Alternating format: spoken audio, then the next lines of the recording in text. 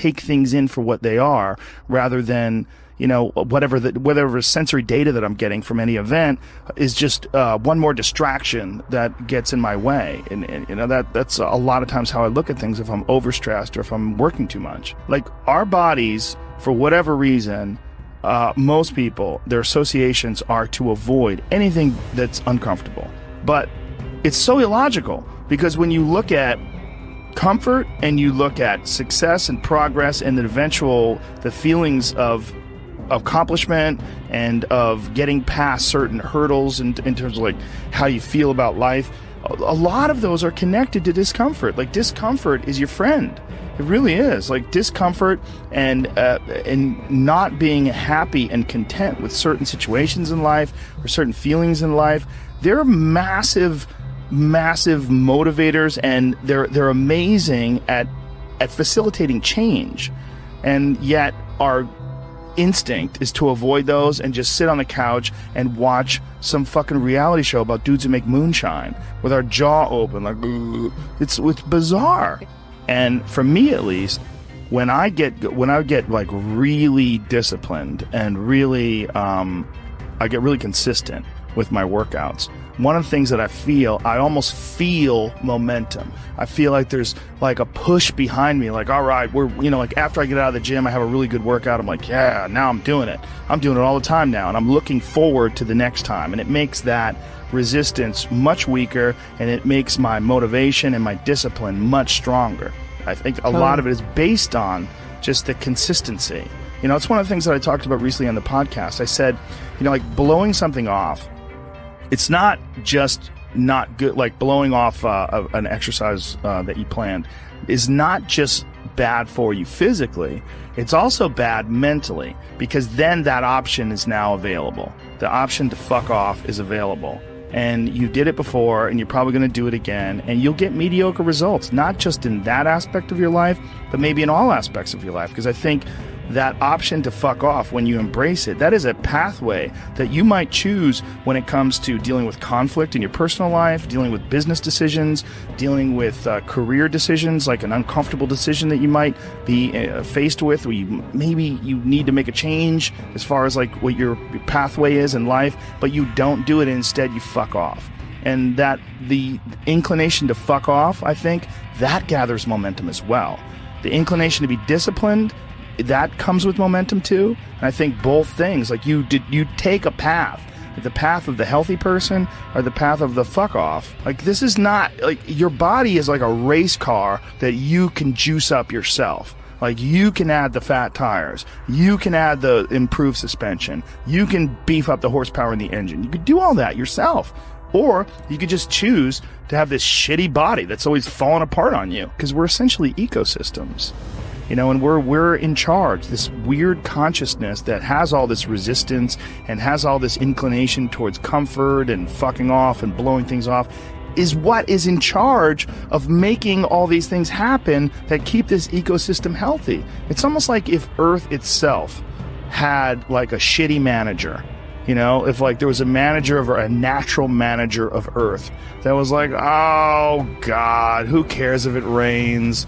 Oh God, you know, like I'm gonna stop growing things. I don't give a shit anymore. It's all stupid anyway. I mean, it's literally like the just blow it up. Yeah. Fuck it. Let's just kill all of life. It's all going to die eventually. I mean, the sun only lasts 7 billion years. You see, that is the perspective a lot of people take with aging, where it's like, well, you're going to die, you're going to age, you can't stop aging. And it's like, yes, you're right, but that's not the point. The point is to age better.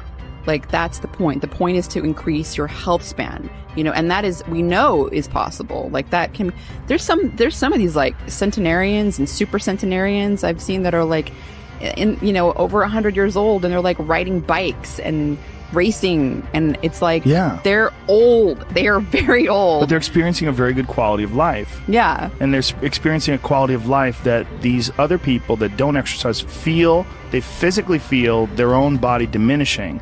And they just feel it's inevitable. It is what it is. You're wasting your time. You're out there running around. But no, we're not, because this experience right now, it's not like, no one's under the illusion that you're going to live forever. But you are enhancing the experience that you're currently involved in right now. And you are alive. Right. You are alive. You do experience this life. But do you experience this life optimally? Is it as enjoyable as it can be? And we all know that there's a spectrum for that enjoyability. Like, we've all had times in our life where it's not been so great. And then times in our life where everything came together, like, what a fucking great day. Woo! Like, make more of those. Like, you can make more of those. And then the whole thing's better. And I think when that whole thing is better, it affects everybody you touch, everybody that's around you, everybody you come in contact with, and that in turn, I mean, it sounds so grandiose, but in turn can affect the entire race of human beings. I've always wondered if the depression that people see en masse today, there's so much depression that people, I mean, it's a common trait.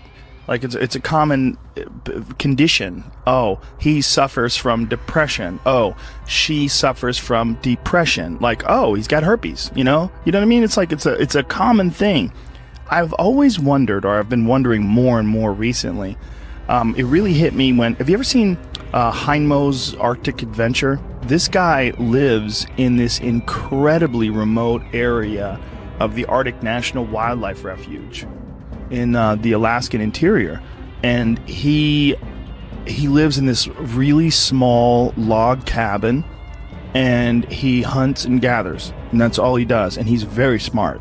Like, he's not a dummy at all. And he's been up there. He lives with his wife, and he raised children up there, and it's really, really, there's some dark moments in there because they lived like this from the time, like, when they had children up there, and they lost their 2-year-old baby in a fucking canoe. Like, they tipped over in a canoe and lost their kid. And it's like, it's really intense when they revisit the site and leave flowers. And it was like 30 years ago, and they've had several children since then, but this moment is still like this intense moment of loss for them when they lost their baby. But this fucking guy is very happy and very, very smart and very connected and very articulate. And he firmly believes that human beings, when we evolved and developed and were hunter-gatherers, that there's a set of rewards. There's reward systems that are set up inside the human body, inside the very being that we embody, that don't get met in today's society. And it's one of the things that's causing depression.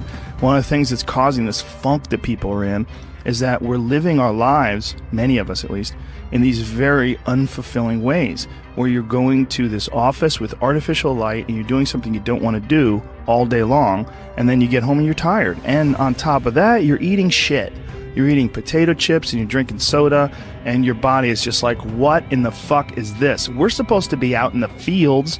We're supposed to be walking up hills. We're supposed to be looking for animals or gathering vegetables. We're supposed to be doing all these things that our body's designed to do. We're supposed to be in nature. Yeah. And nature is like a medicine.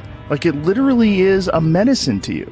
Like, people that go, you don't have to go hunting, you don't have to go fishing, just go fucking hike, man. Just go hike up to the top of a mountain and look out. You know, there's a reward that you get from that is intensely, like, soul-filling. Mm-hmm. There's, like, something about, like, when I was in Colorado, and there was this this area of Boulder where you drive up one of these roads, and there was this area where you could park. And it was this incredible view, man. And these people just park and just go out there and just look. But you get there and you park and you go, fuck. Because you would see, you're literally seeing the continental divide. These snow-capped mountains in July. Yeah. In July, it's covered with snow. Because those mountains don't give a fuck. Perspective. Oh. You know, just this whole new perspective on it. And I think nature, the ease of suffering is always in presentness. You know, when you're in presentness, truly locked in presentness, there is no suffering. There can be pain, but no suffering. Suffering is something created by our own minds. And I think nature is one of the great ways to do this, because humans, we take cues from our environment. And nature, as I was saying earlier, is always in the present. You know, there's this natural presentness of all the animals, everything around you. Whereas if you get around a bunch of people watching housewives and stressed about this and popping pills, you're going to take on that energy too, and you're going to lose your presentness because of your surroundings. So it's like this ultimate regrounding tool where we get back to present moment again. Yeah. You know, and that's such a fucking key element to human happiness. And I think the other key element is having something we're fighting for, you know, having a mission. I think we're all forces And that force needs to have an effect, needs to have a reason that it's moving in a certain direction. And I think with all of our needs and all of our needs met, you know, where we don't have to hunt for food, we don't have to acquire everything, everything's relatively easy, and it's all about advancement and all this, we've lost a lot of